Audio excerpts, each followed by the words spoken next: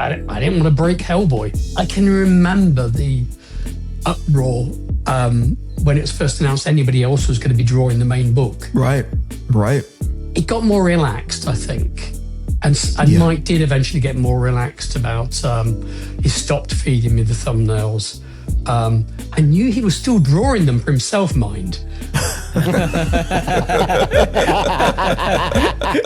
And there was a sticking point on a few pages that again, and I said, Mike, I know you've drawn this, just draw me the layout and I'll follow it. I'm sure I didn't say quite like that. This is the Inkpulp Podcast. Welcome to the Inkpulp Podcast. There you go, Eric. That one's for you. Thank you. Boys are back. Like legitimate. Boys are back. We have a very special guest. I'm super excited to welcome Duncan Fegredo to the podcast. Thank you for coming. Yeah, no, it's good to see you. Thank you for making time. I know that you're very busy. We're going to talk about what you're busy with, but you said you saw 2 episodes worth of this thing. I suspect you could only stand 2 episodes worth. So again, thank you. That's very generous. Enough, the bits that I enjoyed were, I listen to a lot of podcasts, but they tend to be more about film or video games. Weirdly, the comic podcasts are not something I do so much. That's kind of work, and I try and avoid that as much as I can. Hence the video games and films, really, I guess. But so the ones where you actually haven't had a guest on, actually, I've enjoyed just because you make good background. I don't know how I'd best describe it. I think you know what you do. It's just the fun back and forth it is. And I have to look up every now and then because obviously I don't know you guys as well as you know each other, and just how much you're really shining each other on, or it's kind of fun. I mean, thank you very much. Just so you know, Duncan, we don't know what we're doing. So that's one. FYI.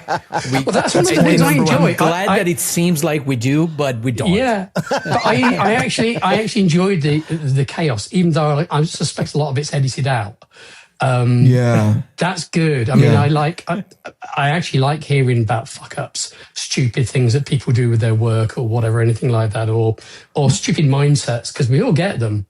And I've not been able to break my stupid mindset for like nigh on 40 years. So I'm screwed anyway, Well, I'll do credit to our editor. If there's any level of polish or professionalism that's in the podcast, is because of Jamie. He's the one that keeps us on the right road, on the path to conceptual success, not literal one.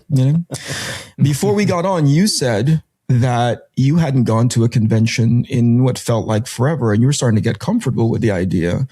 Up until recently, you went, right? So let's talk about that in multiple parts. Like you avoided, or you just never found time because of your schedule to go to as many cons previously. Is that how I'm understanding it? I've never been the biggest con goer. I'll do local UK cons, and I've done the odd European con and the odd US con, but I don't travel well. I got to a point where I kind of enjoyed it. But then I stopped. It's that thing. You stop doing something, and the idea of it becomes a chore. Sure. And so that is true for travel. And it's not the actual being somewhere; it's the getting somewhere. That whole process. I hate it. And it's like it's like you can be excited on the way, but by the time you're coming back, I find I'm drained of all optimism, and any optimism that remains is utterly destroyed by the travel process. I'm, an utter grouch.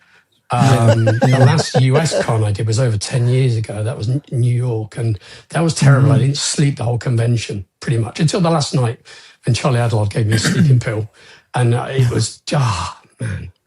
But I know the feeling. Yeah, it was bad for all sorts of reasons. It was, but the reason for the gap this time was more simply that it was just pre-COVID.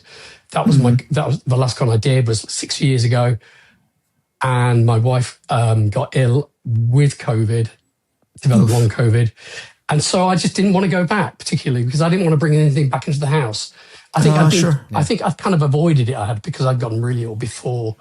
After my last convention, in fact, I always get ill at conventions, and I think I probably had enough immunity to because I'd been hit so bad at that point that when COVID hit, I didn't get hit by that first spike, but she did. She was looking after her parents. It was all kinds of bad that we don't need to go into. She's doing better now, but she's still dealing with it. So in that intervening 6 years, I've really not felt like going back. And I think it's partly because I was wanting to protect her from going to a convention and inevitably getting ill, bringing back some plague. Because I'd always get ill at conventions anyway, regardless. Way before COVID, a normal cold, normal concrete that fells people for a week. Normally that would be 6 weeks of me barking like a seal or a walrus, as I described before we started. Sure. And it's just, there we go. And it's around that one if you can.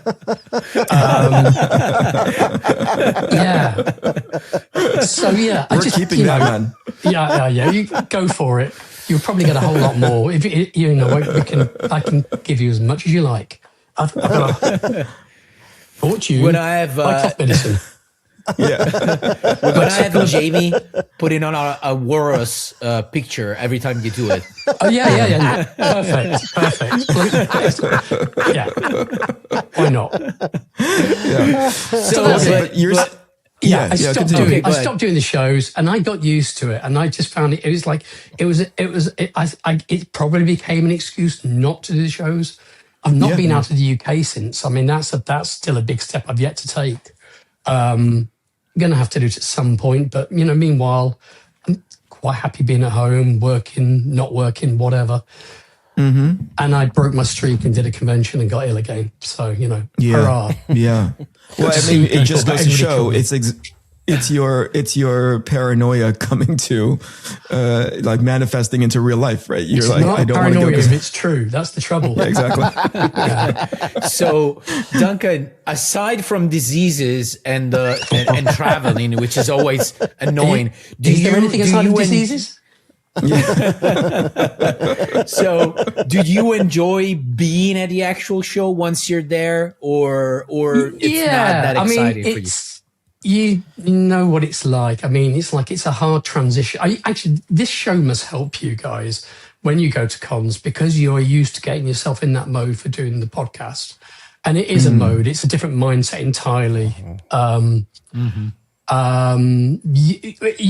It's a transition you have to make from being at a board on your own to being at a show, talking to people.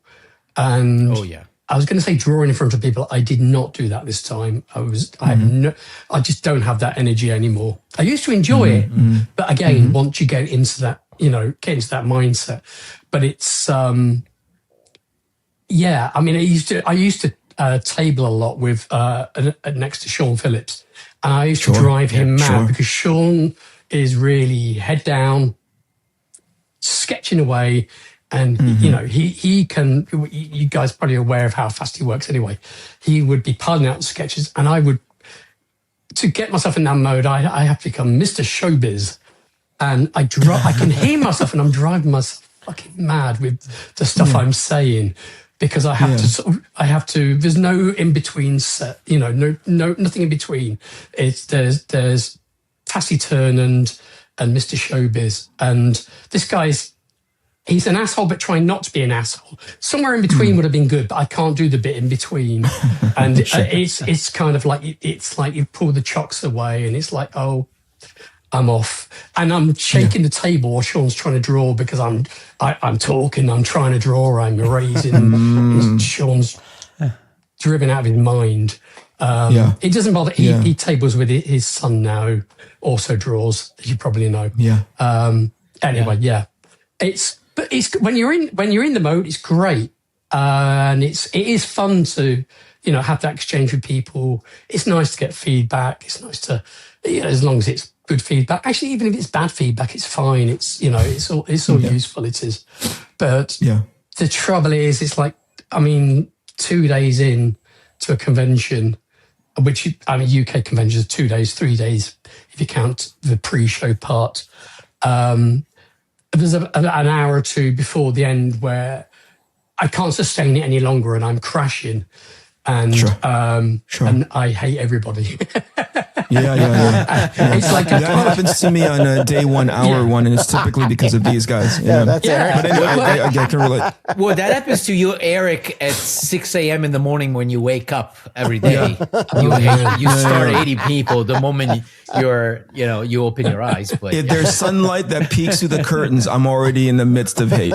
So I relate in some parts, but it's higher concentration. Do you save all the energy for the page, and anything afterward is like you've got to eke it out very carefully? Yeah, well, there's only so many hours in the day, and there's only so many pages I can work on, and I've got a lot of hate. So it's multiple pages per day. Anyway, but you're back. Is this officially you coming back? Because what's the project that you're working on is what right now, Duncan? What's on your desk? Doing more Giant Robot Hellboy. So I'm kind of just literally between. I took forever over the second part. So the first part was three issues, a 3-issue. Very slight joke that I managed to build out I elevated it. I say elevated it, I really didn't. I just blew it out of all proportion. And then it followed up, I've just done another 2-parter, Return of Giant Robot Hellboy. And I've just got the third plot from Mike Mignola. And I can't actually even say the name, because at this stage, it's because the second part hasn't even come out. It's not even coming out until September. It's all done. Oh, yeah, wow. Wow. I know. I think it got kind of like they kind of shot their load, I should say, really, about it. They kind of advertised it for some reason as coming out this time last year. And I thought, this is interesting. Why are you telling, why are you putting that press release now? And it's like, they're not, the way I've been working is don't put me on a schedule. If I'm not on a schedule, they don't pay me, but then they can't tell me I'm late. And I'm in that position, luckily, where it's like, hey, I'll take my time on it. I mean, I've kind of overstepped the mark this time, to say the least, but what the hell? But, it's like, put it out when it's ready, when it's not going to be late. I mean, I did like 18 issues of Hellboy where I had, Scott Alley screaming at me for, like, why is this book not done? I don't think he ever screamed at Mike, oddly enough, in all the time that they worked together. That's so strange. It's nice to know you'll work for hire. That's the thing. So I did not want that situation. I thought, well, okay, I can take that financial hit to draw the book in my own time. So they weren't supposed to be announcing it until it was done. But I realised they're out to put this press release out, and I said, well, I'm not giving you a quote because it's not done. Why do you think it's done? Which was, I don't know what, some gear had slipped somewhere. And that went bad. Let's not gloss over the fact that, number one, you're working on Hellboy, right? There's the premier name that gets associated with it, which is Mignola, but yours has been in recent years the more consistent output of that IP. So that we just went over it. You just kind of said it, right? And most people are like, oh yeah, between Shawn, myself, and Matteo, are like, that guy's working on Hellboy, but you just kind of just said it. Oh, it's matter of factly, I'm just curing cancer. You know what I mean? Like, it's really kind of like this new book, this new project, pretty promising. We'll see where it goes. It's a gig. It's a gig. It's just when I talk to Mike, I kind of remember, because instantly I have to try not to be a fan about it. I mean, I am. Yeah. I mean, and that I can be still after all this time is pretty good, really. For sure. That's the second part I want to cover. That's the second part I want to highlight. Number one was that I'm working on Hellboy. And the second part is, before you said his last name, like it just caught up to you that, people should know that it's Mike Mignola. I love the fact that you were just like, oh, and then when I'm talking to Mike and my eyebrow went up to be like, oh yeah, they just call each other. It's just Mike and it's just Duncan. They're just kind of hanging out, doing the secret handshake of Hellboy and then just working on whatever it is that they're working on with each other. We don't talk a lot. Again, we just talk at the beginning of a story, really. Yeah. And when you talk story with Mike, what you really do is you listen to Mike tell you a story. And you can hear him. He's got a vague idea, but even as you're talking, he builds the idea, and it sort of literally unfolds, and you can see he's going, oh yeah, I can put this bit with this bit, and it occurs to him he can draw in other strands. He doesn't mean to. This book never meant to be like really build into the whole mythology of Hellboy. Mike can't help himself. He can't help make things more complicated by thinking like, well, if we join this idea with this event that's already happened, then in Mike's works it makes me seem more intelligent than I am, but he's really good at doing that. Which again, it's that thing. It's not paranoia. It's true. He's fairly humble about these things. Everybody out there, make sure you hit like, subscribe, comment, and share this show on all social media platforms. Join our Discord, and make sure you're checking out all the cool Inkpulp shows on the Inkpulp channel. Hey guys, I have a few announcements to make. First of all, if you haven't done it yet, please sign up on the Kickstarter campaign for my brand new creator-owned book, The Fourth Father. All you have to do is follow the link in the description and click on the Notify Me button. If you want to know what it's about, you can read issue number 0 for free. Just visit MatteoScalera.com, subscribe to my newsletter, and you'll receive a link to the first 20 pages. Also, Nemesis Forever issue number 5 hits the store January 7th. It's the big finale to the whole Nemesis saga, so you cannot miss it. Great story by Mark Miller, art by me, and colors by the amazing Giovanna Nero.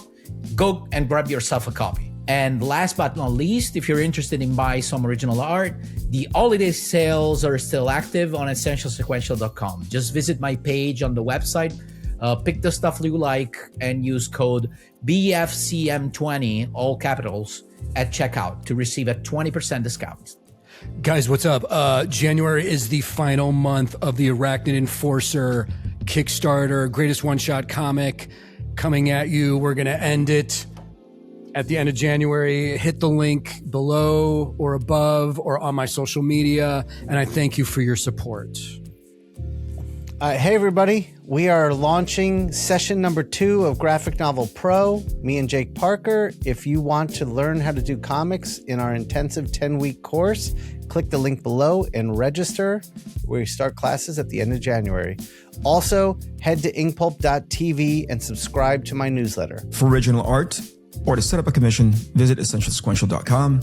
Order my creator-owned series, Arc Athena, via iconicomics.com. To join my newsletter, go to my website, ericcanete.com, and follow me on all of my social media. Really easy to find at Eric Canete. Back to the show. Can I follow up with something? You guys work with each other sort of, it sounds like you work pretty loosely.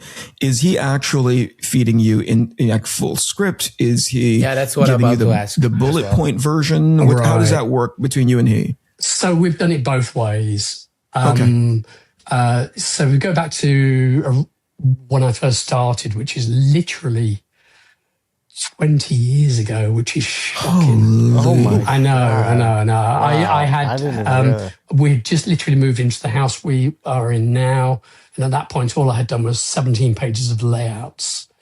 But they were really super excited because I'd done these 17 pages of layouts in really short time because I was just to be doing it, and I should have been packing up the studio. My wife was not very impressed. Right. I was determined to get a jump on this thing because I knew I was going to run into trouble on the schedule. Yeah. And they thought, hey, well, this is great. We're off to the races. We're going to have no problems with the schedule on this one. And then I moved house, and then what actually happens at that point is like I fell apart at the seams and went, and just relaxed. Because it's like new house, it's like, I just wanted to chill, and it took ages to get back into it. But anyway, so I've just said yes to, rewind a little bit. I've just said yes to Hellboy, and they sent me a big package. And it's a big box. It's got all the library editions to that point. It's got a bunch of trades and 4 scripts. And there were the four scripts that Mike had already written. And at this point, you can tell how long we're talking. Well, like I said, 20 years. These scripts are written longhand. They had thumbnails drawn on the pages. Lots of typos in Mike's scripts.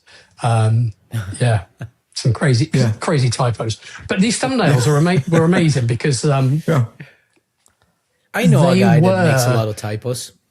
Sorry? That's all. No, nothing. I know a guy. Yeah, it's a friend of mine who makes a lot of typos when he writes. It's a sign of genius. Oh, he's apparently. here. It's a sign of genius. Okay. I mean, Mignola does. It's by the way, it's a crime to compare Shawn to Mike Mignola. You know what I mean? It's not lost on me that somebody could make that correlation, and let's put a kibosh to that right now. You know, like just because you make typos does not mean you can create Hellboy and continue to. Let's just not get lost in the weeds on that one. Stop it. You know. Sorry, Duncan. Continue. You said start at the beginning, long form thumbnails. Yeah, I mean, it was all pretty much there. And these thumbnails are kind of amazing. Actually, I wish I'd kind of kept some out. I mean, I think some of them are in the first library edition or something anyway. But you can tell, even with the brevity of the marks he put on the page, you can see exactly the way the storytelling works, because it's you know what a Mignola page looks like. You can see the construction, and it's like every beat is there, every silhouette is there. Even if it's just a blob, you know what it is. But I mean, that's kind of a hard thing to deal with. I've never dealt with that before. Well, I hadn't then anyway. I mean, these weren't actually done for me. Actually, originally it was Lee Bermejo was going to be drawing the book. Oh, interesting. So okay, yeah. Actually, Lee put his first issue. Well, he drew the first issue of Duncan's course. He put those pages out on Instagram. It's probably months back now, but they're there in his feed anyway. And it's really interesting because I'd seen 2 or 3 of them, but I hadn't seen the whole thing. And it's really interesting to compare what he'd done and what I'd done. And it's interesting. Certainly, some of the things he'd done better. Definitely. Well, I wish I'd thought of that. But then there's certainly things that I'd done that had worked more. But I think there's probably stuff in both of them that drove Mike mad anyway. Because I'm not used to working from thumbnails. And I'm thinking, maybe me, it's like I get a script. I'm used to working on Vertigo books in the past where it's like, I mean, a script is a script. Theoretically, you should just follow it. But I just like adding in extra little beats and breaking things down a little bit differently. Yeah. It doesn't even occur to me that it's the wrong thing to do. It's just that if it feels like the right thing to do, I'll do it. And I think Mike that drove Mike mad. I did a convention years later. Mike had flown over to the UK, did a convention in Birmingham, and we did a panel together where we went through thumbnails to finished pages and included pages of his script, and it was just so funny because Mike just went through them page by page saying, yeah, I kind of wanted this, but you did this. You added all this extra shit in here. And I really didn't want that there. But then you did this thing on this other page. It threw you under the bus publicly, basically. Oh, yeah. It was hilarious. I mean, he was not wrong. It just hadn't even occurred to me what I was doing. I mean, I got asked to change a lot of stuff at that stage. But I didn't get asked to change all of this stuff. I think there's a certain point where Mike realizes he can't change all of this, otherwise he's redrawing everything. That's right. Sure. But it's just that thing. I mean, part of the problem is we have such fundamentally different storytelling approaches, and that took a long time to coalesce into something that was more reasonable. Even towards the end of that whole, the whole run. He carried on drawing those thumbnails for some time. Partly because I think he has to do it because, he thinks is a visual artist, isn't it? It's a visual storyteller. I should say. And I think he thinks in terms of images, and the spaces between images. He's in his mind, he's seeing beats. And I know when he's even doing those thumbnails, he's not just thinking of what the black and white's doing, he's thinking about what the colour's going to be doing. Now, and that's why you get that checkerboard effect with the colour, because he's thinking about how I think sometimes it may simply be that you'll get one of those space, like the cutaways to a broken statue or a bird or whatever. And it'll just be like, well, I need an extra bit of that colour in there to add an extra bit of space. It's all about create a mood and space and tension and all that good shit. Duncan, I don't do that. I want to ask you what two questions. What kept you going if working this way, like you two together, seemed kind of bumpy, and what kept Mike working with you? I think what kept me going is just I knew how lucky I was to get to work on Hellboy. That's so cool. When that book was first announced as being drawn by somebody else, and this is nothing about Lee at all. Lee's a terrific artist and a really nice guy. But it could have been anybody doing it. But I had this really weird thing that went through my head, and it was like, oh, I wanted to draw that. And I know it was really fucked up. It came from nowhere. There's absolutely no reason to be. But it's be visceral like and that. real, right? Like it came from a. I really felt it, and I've never done that. It's like when I first got into comics, or when I first wanted to do comics as a kid. The idea of drawing Spider-Man or certain things in 2000 AD. That was all the stuff I wanted to do, but it's not stuff I actually got to do. Stuff I ended up doing was an awful lot of talking head books. I'm talking Vertigo stuff, really. But it's really not talking head. I mean, I'm absolutely fine with that, and I found my own approach to storytelling through doing that, through having non-dramatic stuff to draw. Right? That it's the non-dramatic stuff that that's the stuff I'm actually into doing more. Doing the big stuff. That was kind of. I kind of got so far away from that, whereas I thought it was going to be my wheelhouse, even though I didn't even draw that stuff as a kid. I thought it's the stuff I was drawn towards. So, yeah, I mean, so fast forward to being actually offered it, and I'm just like, oh, well, that's just kind of messed up.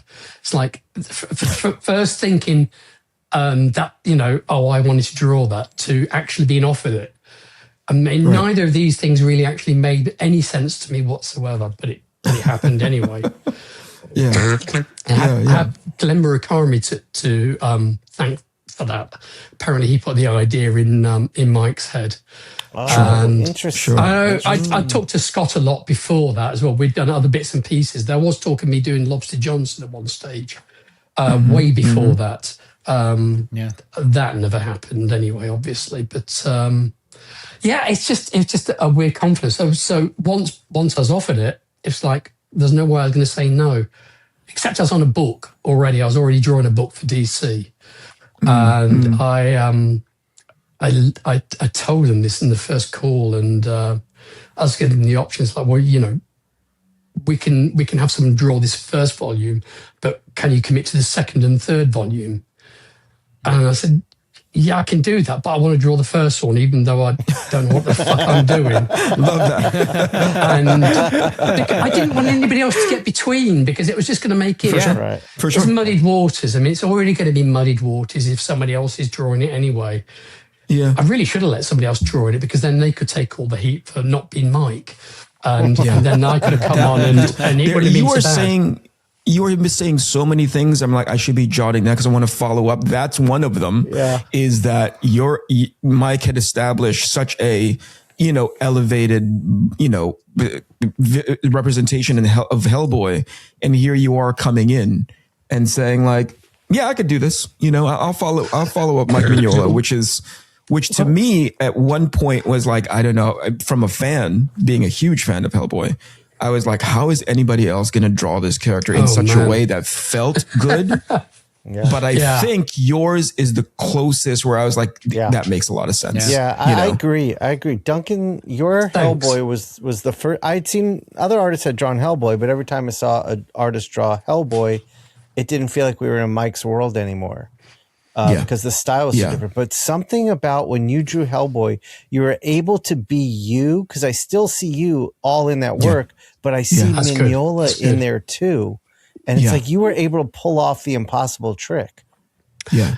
It was, I mean, that is the trick, isn't it? And saying yes and knowing how I was going to do it are completely different things.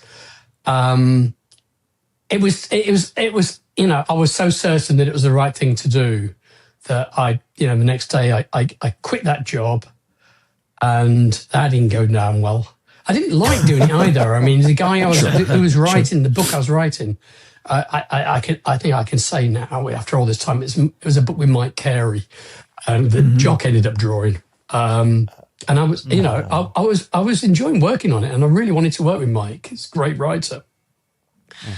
But this was Hellboy, and I'm not really fanish about comic stuff for the most part now. Got an early stage of nostalgia, which is really old stuff. Like I can be nostalgic about Ditko and Kirby, and but then everything in between is kind of like I'm fairly unaware. I dip into bits and pieces, and my knowledge is sparse. But Hellboy was something else.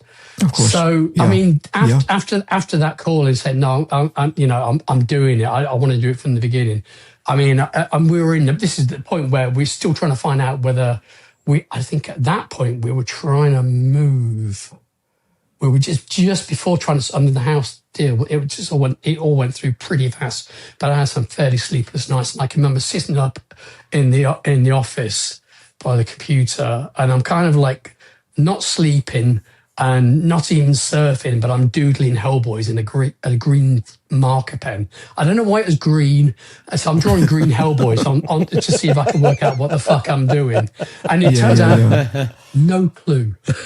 I'm thinking, I am worried. I am worried. I think this is why when the script came through, and I hammered these layouts out, and they're pretty detailed. They were.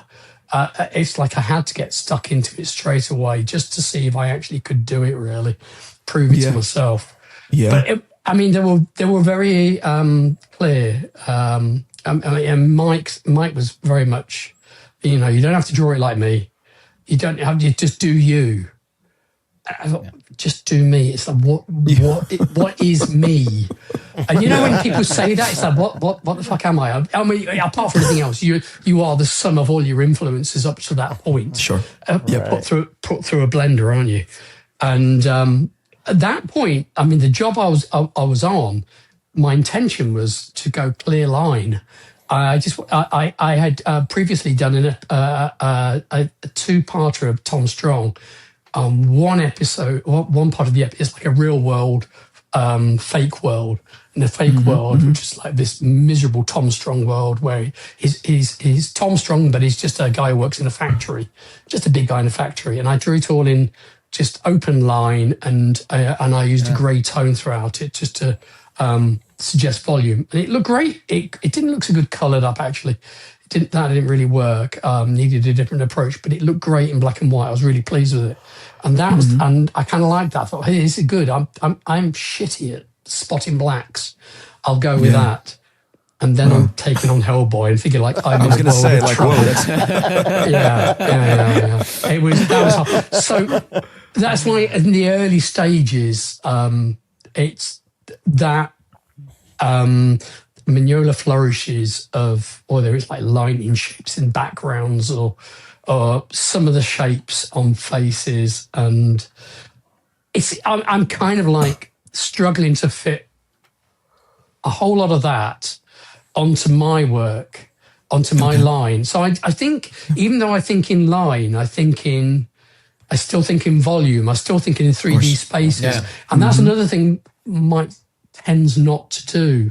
I mean, he does do it. He clearly can do it, but he chooses to stage his scenes very differently. Yes. And very often they'll work in a very 2D plane, but suggest massive space around it. The way he bleeds his line work out and allows the color to fill it out. It suggests huge spaces filled with misty light, or and it's not misty light or dusty light or whatever. Then it's heavy shadows.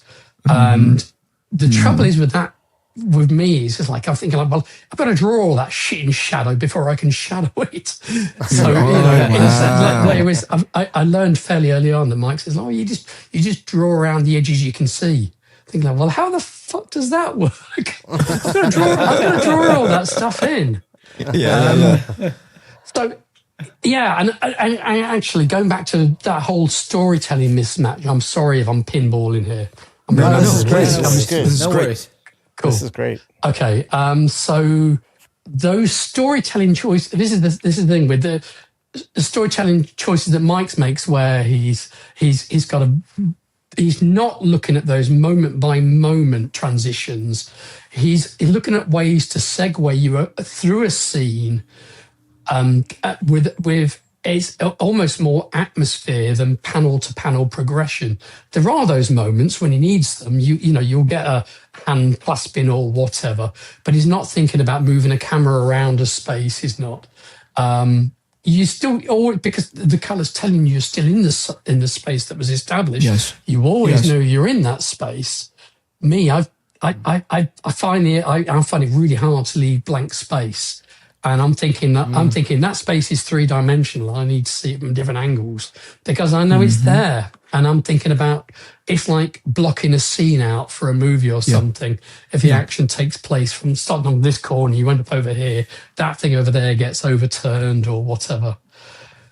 And this is so we've got these real disparities in the way we approach the storytelling, as well as the way we draw. And he's still, so I'm trying to marry all these things to those layouts. And it's like there's a mismatch. And there would always be, pretty much every issue, there would be a sticking point on at least one page, which would guarantee a few days of extra work going backwards and forwards until Mike was happy with something. I mean, he's probably letting 100 other things go, but this one thing was obviously... bugging the hell out of him. And I would just do it. It's Mike's thing. And I want to make the boss happy. Because at the end of the day, he's like, I didn't want to break Hellboy. They're his toys. And I was so aware of, I can remember the uproar when it was first announced anybody else was going to be drawing the main book. Right. And people accepted those Hellboy Weird Tales, but so I knew I was letting myself in for a lot of pain potentially.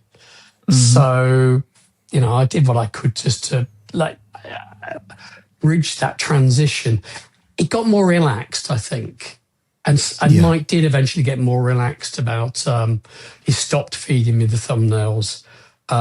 I knew he was still drawing them for himself, mind, because I could tell from his descriptions of the panels. And there was a sticking point on a few pages that, again, and I actually, right near the end, I said, Mike, I know you've drawn this, just draw me the fucking layout and I'll follow it. And I'm sure I didn't say it quite like that. But he did, but I think I still managed to drive him mad by changing something. Because I'm an idiot. I can't help it. You know that thing where you think you're sticking close to something. I'm sure you've done this when you're not writing for yourselves. I'm sure you're following somebody else's script. And you're trying to toe the line. And you think like, but I've got a better way of doing this, or you think you've been close, and somebody's questioned afterwards, and you're I totally changed that. I'm doing it. I'm accidentally doing it now. There's a level of, I'll say this as a point of criticism of the stuff that I'm currently doing. I have a tendency to overcomplicate things. right? Like I have a tendency to Also, it's a Batman book, Eric, and you substituted with Spider-Man. That's the I'm just putting all sorts of different characters in there. There's like Smurfs, and there's Sailor Moon in there. I'm putting stuff in, and they're getting really upset. Ultimately, it's because I don't know why, but they're getting upset. It's not on me. I'm bringing my A game by including stuff that's unbelievably litigious. Anyway, you're making it more saleable, aren't you? Yeah. I'm making it unsellable is what I'm doing. But I mean, the point is, I hyperfixate on that's an important thing. This is an important thing. This other two things are important things. But because I want it, in the way I would do it, independent of something. Like if I'm writing it myself and I'm drawing it myself, I understand the beats and I understand my storytelling tendencies.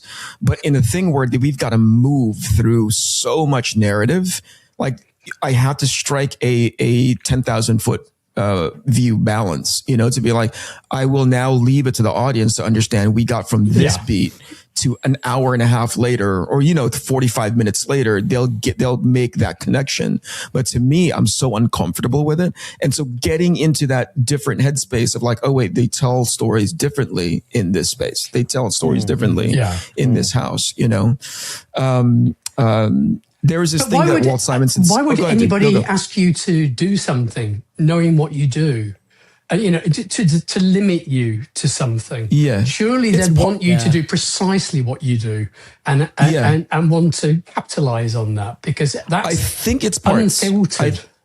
I think it's parts. I think and by the way, anybody else can speak to this, Maddie. It sounds like you were about to say something about it. Yeah, no. I have an opinion on this. I think it also depends. Like a big factor, I think, is the relations, like the ratio between you as the artist on that specific book and how big, or in general, like for example, we're talking about Hellboy.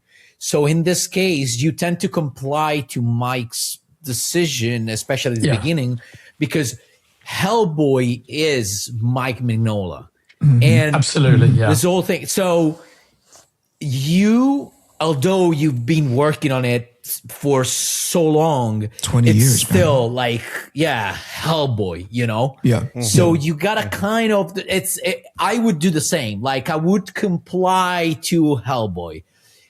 Or in your case, Eric, you're doing Batman, but you're doing 2 issues, right? Mm-hmm.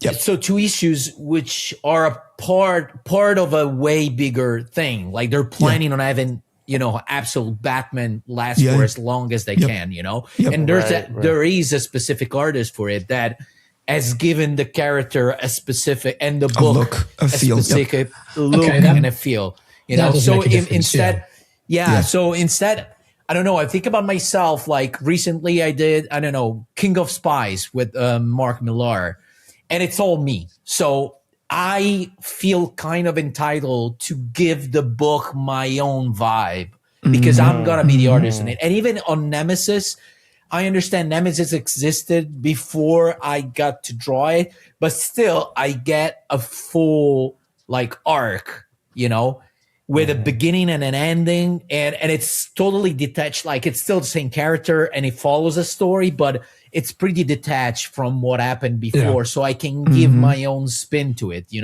So it depends on, I think, if the situation allows you to do that it makes sense. But if the situation, there's a bigger, the structure behind it is too big. Probably it's better to just comply and be, go along with the rhythm that's already been established before you. Yeah. I think that's probably a really healthy way of looking at it, actually. I mean, I think you're absolutely right about that. For me, I mean, this is the thing, I suppose. For me, if I buy so few books, if I'm going to buy a book, I'm buying it to the artist. That's the thing that's brought me there. Yeah. So if I'm getting those issues of Nemesis, and then I'm getting it because I know, well, probably because Mark Miller's done his round robin and sent it all out as well. Anyway, of course, that helps. But I would be getting it because I want to see what you've done. Similarly, with Batman, I'd love to see what Eric's doing. That's why I was getting Batman and Robin Year One. I'll get anything for so many draws because it's like being taken to school every day and then questioning why I even bother. But I don't want to gloss over this thing that you said earlier, Duncan, which is, I'm looking at your Wikipedia page right now, and it's a list. It is, and I'm underplaying how formidable it is. But there is something that you said, and it's similar to the spirit of what Walt Simonson said the last time we talked to him. There is a term that he used. He said, I'm a working stiff. Like it's an older term, but you understand the mission, right? So in the case of like, why would they hire me and not let me do what I do? I think in a way, I understand the mission. Whereas like, I'm there to represent Batman. They're hiring me up to a certain point, but at some point in your case, you said Mike has a look, has a thing that he's going for, and clearly he's not landing it. You understand your mission. You go like, okay, I'm going to go execute on that, because the ego, I think in part, and this is really super important to a bunch of artists who are right at the beginning of their career, potentially even just about to break in, right? Which is like, you're serving this thing, right? Like if you can just keep as much of that ego in check, knowing full well they brought you on board so that, it feeds that ego. Obviously, hey, you're really good enough to come and draw this particular IP. Yeah. But at some point, there's a check where you go like, dude, I just need to draw this. I just want to make everybody's jobs easier. And long term, right, that attitude, that perspective is what keeps people wanting to come back to work with you. Because you make things so easy and you're still able to bring stuff to the table that makes them go, oh my gosh, this is exceptional work. We love to be able to work with them again. Shawn, you had something to say. I saw that you were motioning for something. Yeah, I'm just listening. I'm listening to Matteo, and I think you guys are just a lot more well-adjusted and nicer people than me. We knew that coming in, though, right? We knew that, like, well, it took you a few years, but finally you realized that. Oh yeah, all that time and money on therapy is really starting to pay off. I mean, Mignola aside, because Mignola is a brilliant comic book artist, I would follow the lead without question. But 99% of these writers, when I get a script, it's just full of things I'm trying to fix. And for you to be like, oh, I just need to do my job. Like you're talking about, like there's this big jump in the middle of the story that doesn't work, and you're like, all right, I'll just make it work. Whereas I'm like, this is terrible. I'm gonna fight this, and I'm gonna make it work.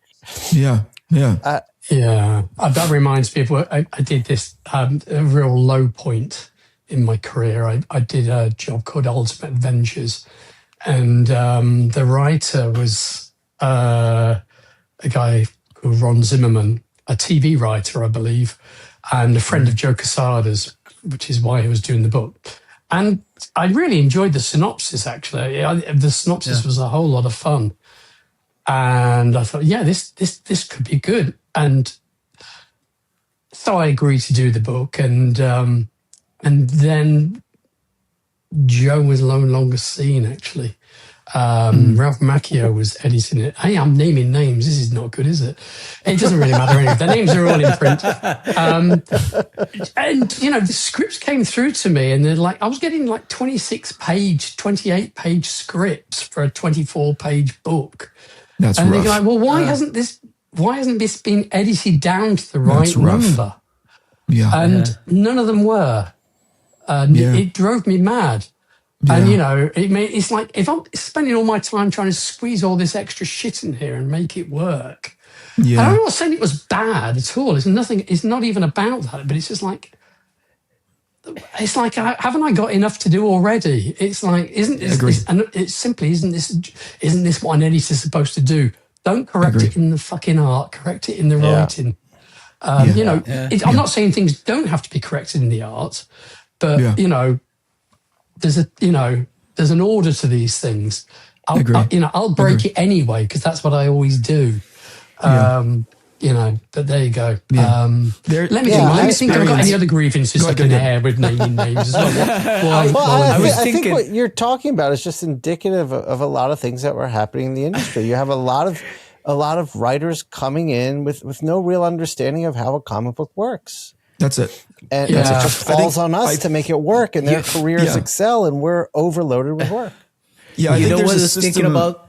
Go ahead, dude. Sorry, Go ahead. just real quick. It's just a joke, but since he was a filmmaker, probably what he was thinking is was just doing it as it was a movie. So just do more and then cut here and there, like panels Yeah. afterwards. So you I'm do sure the you're whole right. book, and then we get rid of panels here and there, and we make it become 20 pages instead of 28. You know. Yeah, I think it's something along the spirit of what Duncan is talking about, specifically about, Shawn's experience, which is like there's a way in which how to make a comic book script work, right?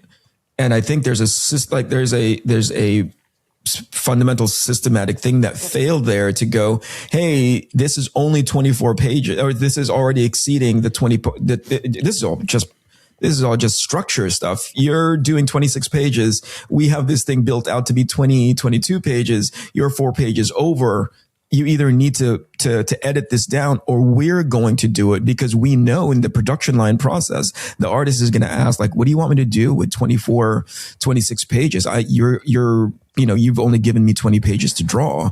So purely from a technical side, that doesn't make sense. And it starts to become frustrating when there's no checks and balances there. You know what I mean? To be like, hey, let the artist fix it. That gets super frustrating, which, by the way, I'm not against fixing it. I look at it as, at some point, somebody else whose pay grade is way above mine, position grade is way above mine, somebody should be looking out for the entire production line, right? Because that just throws a monkey wrench in the works in a big bad way.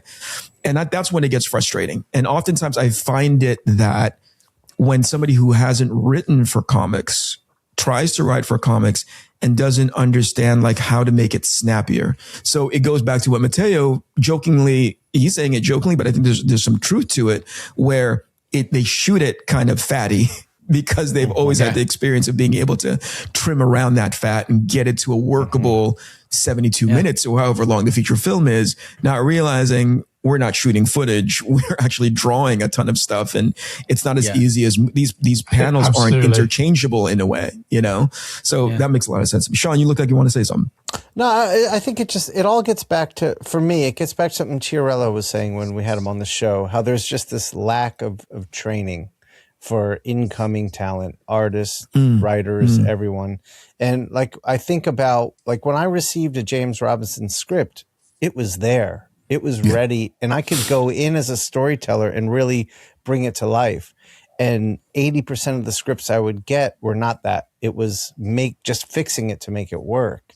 It seems to fall on like artists like from our generation and above who have come in and really studied and trained.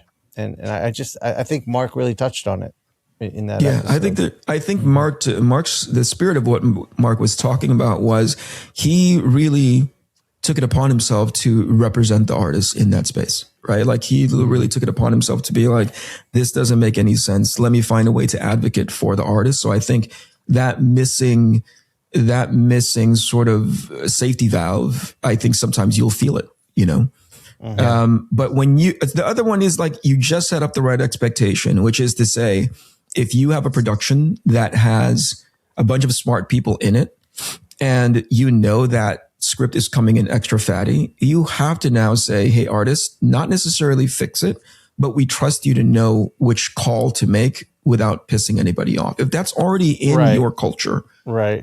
If that's already like, hey, Shawn, that this is coming in fat, but we trust you to cut or amend as much as you want. I had that experience, and it wasn't it wasn't a bad experience. Like when I was doing a book, Guardians of the Galaxy book with Paul Scheer, who's a TV comedy writer.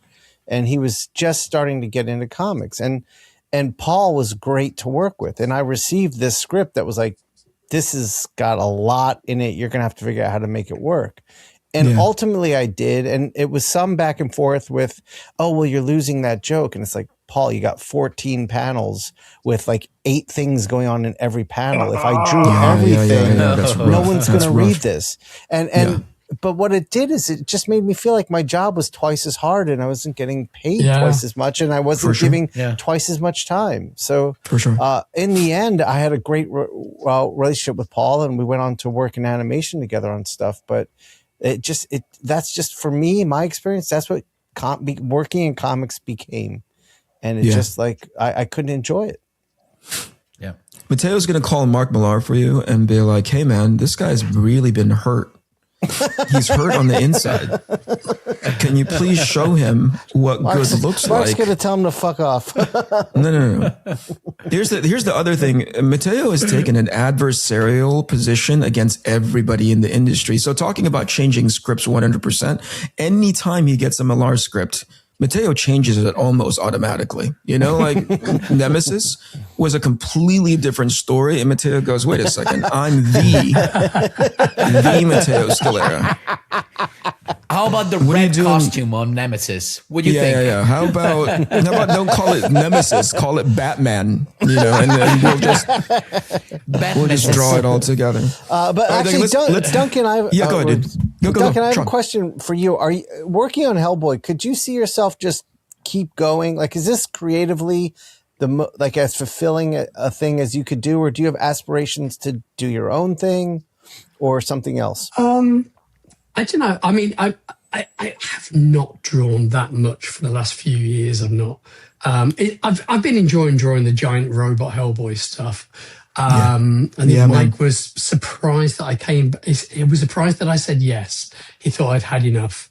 And you know, but it's been good. What I was, if we're going to do something, I'm perfectly happy to come back and do something like that.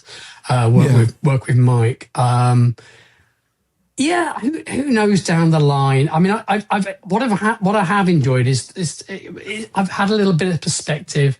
I did a small amount of storyboarding throughout all this, and it just gave me a little bit of perspective. One of the things it did in a way was I didn't feel like I constantly had to be drawing a book. I don't need to have a new book on the shelf with my name on it all.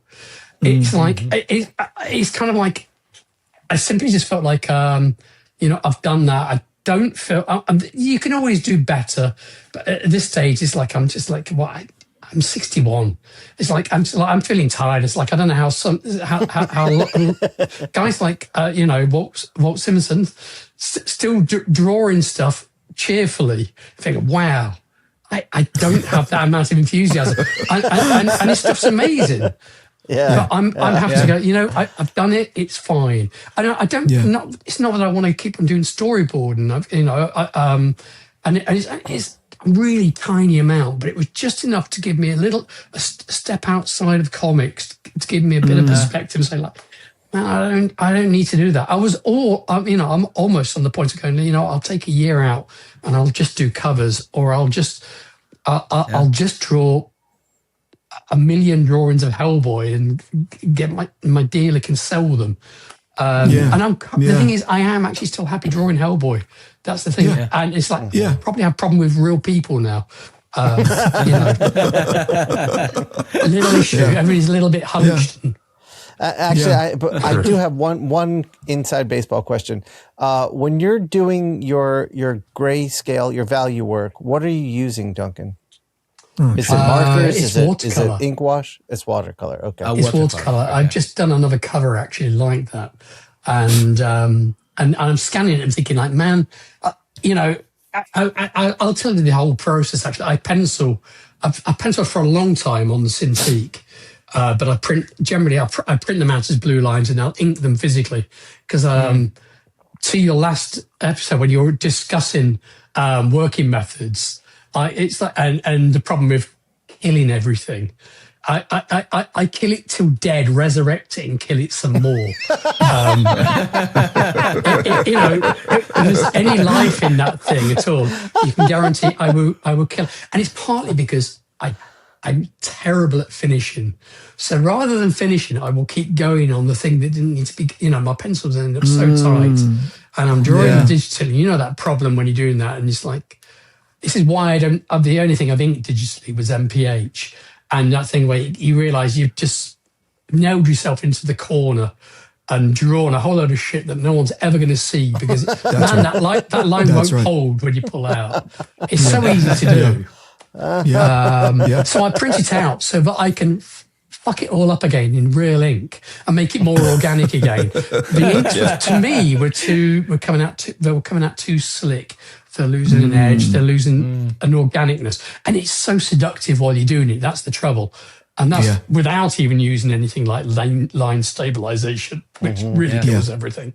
Yeah, absolutely. Absolutely. But it was, there was something about it. It's like, this is nice. And if it's not nice, you can do it again and again and again and again. And look at all these wonderful things like perspective rulers that also help to kill it dead because you become a slave to them. So I still use all these things, but then print it out and then, screw it all up with my terrible inks. And but it looks organic again. Yeah, that look feels so good though, man. Like there's something to be said about dead on perfect when you're drawing something, because it's for me, the feather in my cap was like, oh, that looks good. That looks like the way it's supposed to look in real life, but it just loses all its charm. It just loses the voice, I was totally in sympathy with the it looks better in layouts, but man, I can't ink those because I just don't trust myself. Even though I used to sketch a lot straight down in ink, but actually carrying it, and it's like I like ink. If I'm relaxing, I'll ink stuff with a brush pen, but rarely have I done that with the comics. I'll still use a dead line. Well, I think it's a scale thing. It's like you can sketch in a sketchbook or a piece of paper, and you're probably end up drawing figures large. Comics full of lots of tiny figures at the end of the day. You try and do that shit with a brush. Then, well, if you're me, you're gonna mash them completely. And actually, probably it would work because it would hold better at printed size. But the stupid sector of my brain, which is really large and threatens to take over every other operational part, overrides everything else. And he says, look, you've not killed it until it's dead yet. You've got to zoom in. You've got to draw all that shit so that you can print it out, and then you realise it's at a scale. You can't ink that stuff. So you draw it all and then emit it as you ink.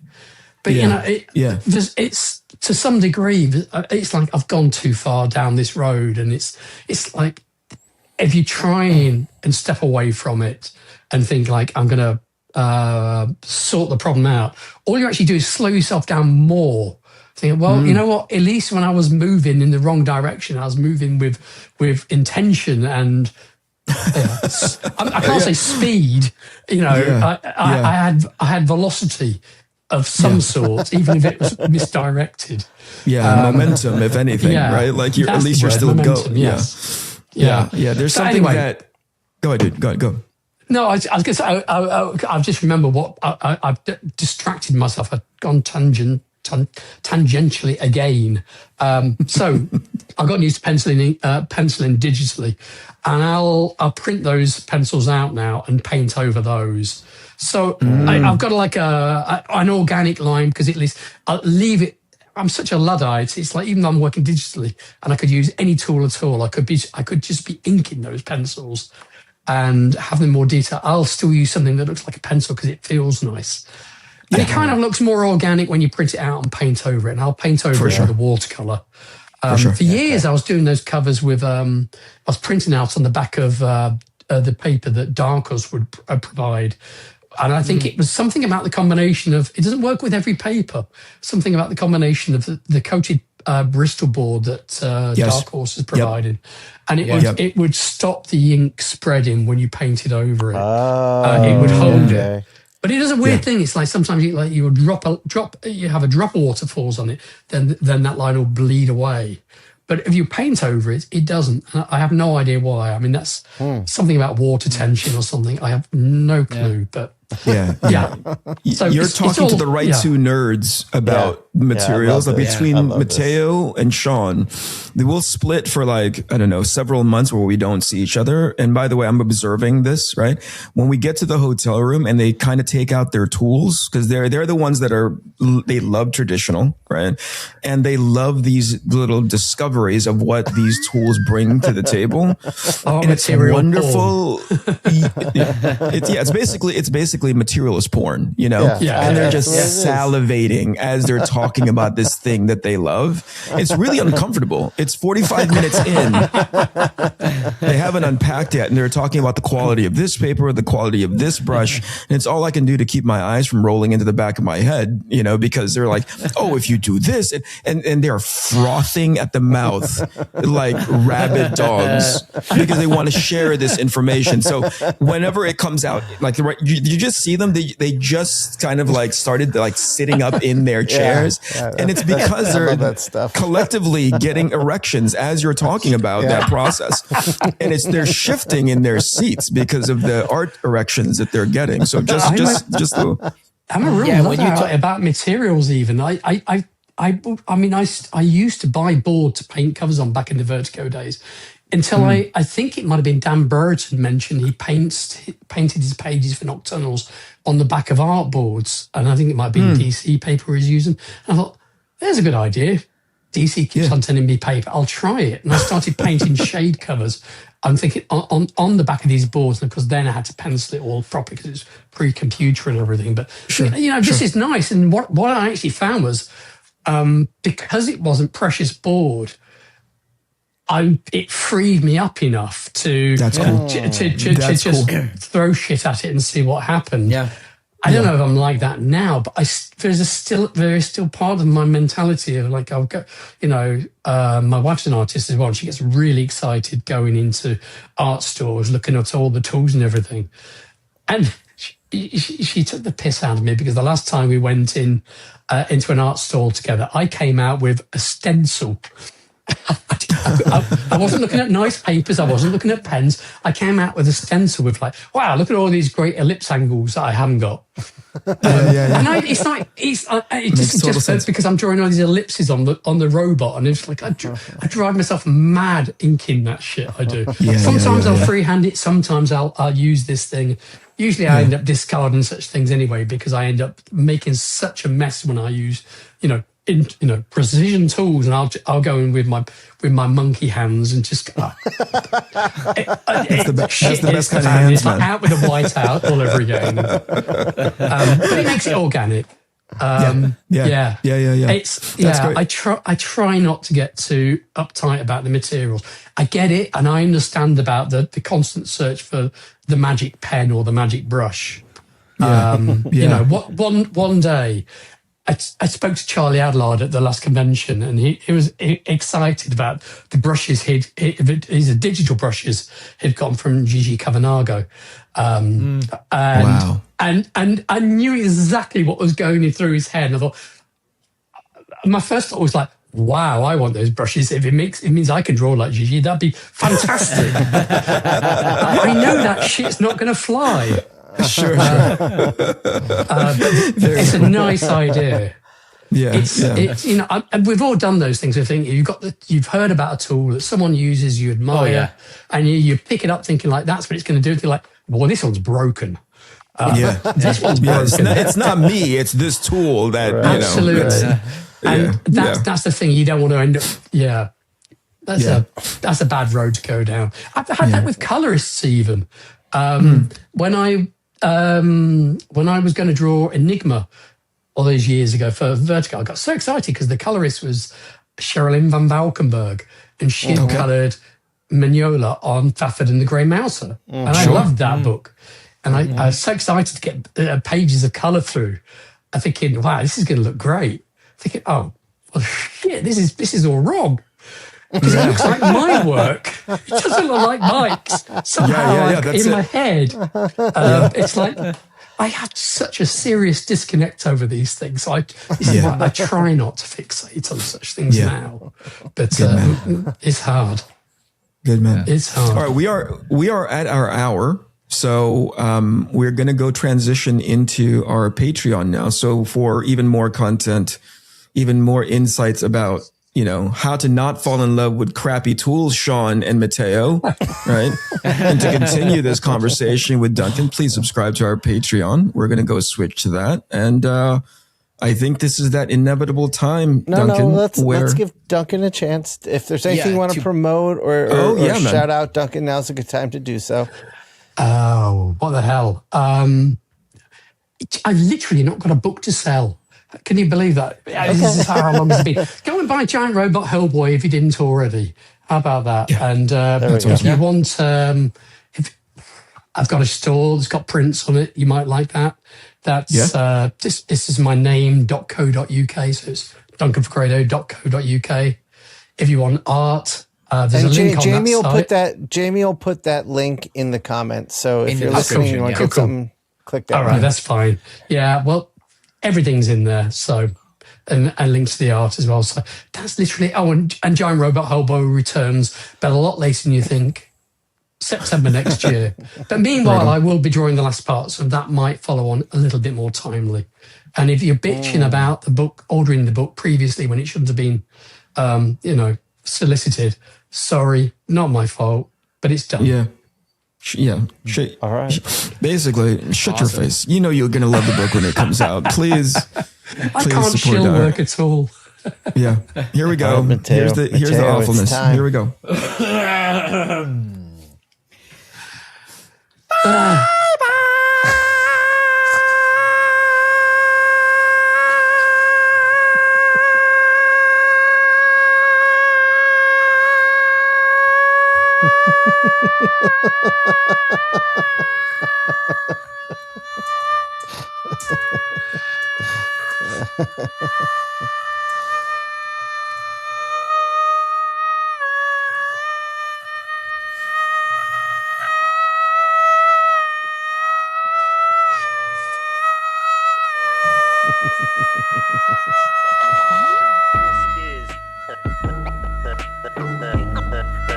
The Inkpulp podcast.